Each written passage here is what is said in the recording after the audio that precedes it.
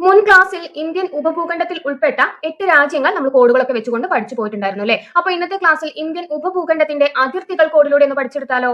അപ്പോ ഇന്ത്യൻ ഉപഭൂഖണ്ഡത്തിന്റെ വടക്ക് സ്ഥിതി ചെയ്യുന്നത് ഹിമാലയമാണ്. വടക്ക് ഹിമാലയം, വടക്ക് പടിഞ്ഞാറ് ഹിന്ദുക്കുഷ് സുലൈമാൻ മലനിരകള്, വടക്ക് കിഴക്ക് പൂർവാചൽ, തെക്ക് ഇന്ത്യൻ മഹാസമുദ്രം, തെക്ക് പടിഞ്ഞാറ് അറബിക്കടൽ, തെക്ക് കിഴക്ക് ബംഗാൾ ഉൾക്കടൽ എന്നിങ്ങനെയാണ് അതിർത്തികൾ ഇരിക്കുന്നത്. അപ്പോ വടക്ക് ഹിമാലയമാണ്, വടക്ക് പടിഞ്ഞാറ് ഹിന്ദുക്കുഷ് സുലൈമാൻ മലനിരകളാണ്, വടക്ക് കിഴക്ക് പൂർവാചൽ, തെക്ക് ഇന്ത്യൻ മഹാസമുദ്രം, തെക്ക് പടിഞ്ഞാറ് അറബിക്കടൽ, തെക്ക് കിഴക്ക് ബംഗാൾ ഉൾക്കടൽ. അപ്പോ ഈ ഒരു ഓർഡർ നിങ്ങൾ ഓർക്കണം.